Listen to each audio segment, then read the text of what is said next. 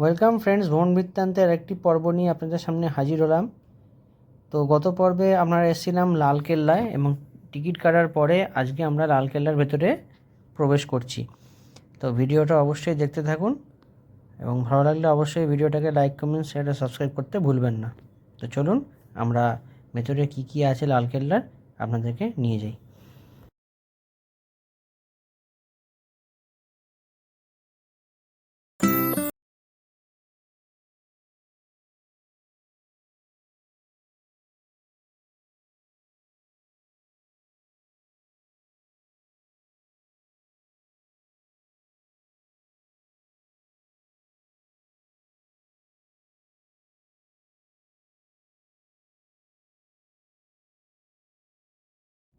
তো বন্ধুরা, আমরা দীর্ঘ প্রায় 1 কিলোমিটার পথ অতিক্রম করে, আপনাদের হেঁটেও আসতে পারেন, ওখানে ব্যাটারি গাড়ি বা ব্যাটারি গাড়ি ইন দ্য সেন্স আপনাদের টোটো ব্যবস্থা আছে। আপনারা যদি মনে করেন হাঁটতে পারছেন না, তাহলে আপনারা টোটো করেও আসতে পারেন। আমরা হেঁটে এসেছি, প্রায় 1 কিলোমিটার রাস্তা হবে যতটা হাঁটলাম, ঠিক এক্স্যাক্টলি বলতে পারবো না। ভেতরে টিকিট আমাদের চেকিং হলো, চেকিং করার পরে আমরা এবার অবশেষে লালকেল্লার ভেতরে প্রবেশ করছি। তো দেখতে থাকুন, ভিডিওটা সঙ্গে থাকুন।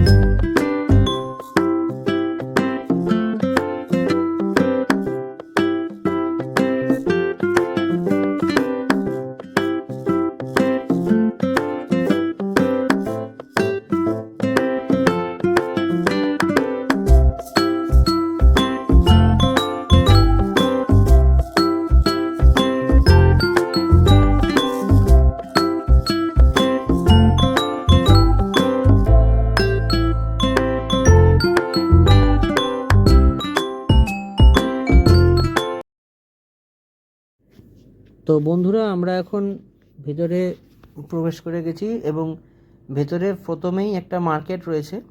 এই মার্কেট থেকে একটু এক্সপেন্সিভ। এই মার্কেট থেকে আমরা চাইলে কিনতে পারেন, শপিং করতে পারেন, আমরা করিনি, একটু এক্সপেন্সিভ মনে হয়েছে আমাদের। তো চলুন আরও ভেতরে কী আছে আসল জায়গাগুলোতে আপনাদের নিয়ে যাই।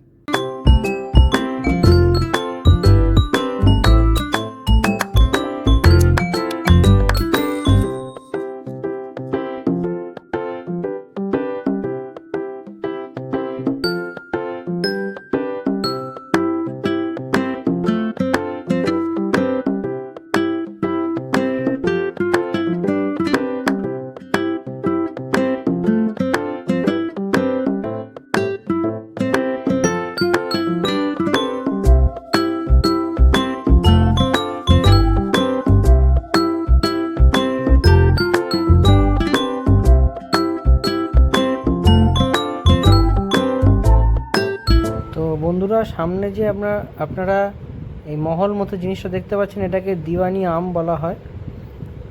তো এত তো হিস্ট্রি আপনাদেরকে ডেসক্রিপশানে বলতে পারবো না, এটা আপনারা একটু গুগল করলে জানতে পারবেন। খালি নামগুলো আমি বলে দিচ্ছি, আর বাকি এরপরে আর কি আছে সেটা দেখার জন্য অবশ্যই চ্যানেলটিতে চোখ রাখুন।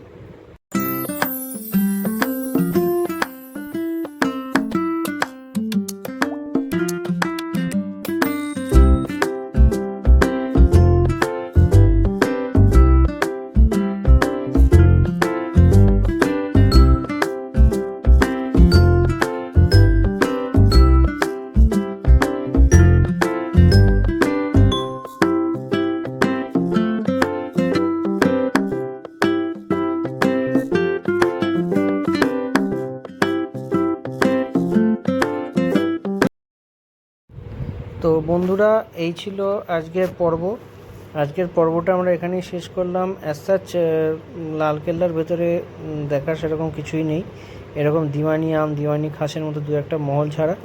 আর একটা অডিটোরিয়াম একটা রয়েছে, যেটা বন্ধ হয়ে গেছে এখন। সকালের দিকে আসলে হয়তো খোলা পেতাম। তো আজকে পর্বটা এখানেই শেষ করলাম। সবাই ভালো থাকবেন, সুস্থ থাকবেন এবং অবশ্যই চ্যানেলটাকে সাবস্ক্রাইব করবেন, লাইক কমেন্ট শেয়ার করতে ভুলবেন না।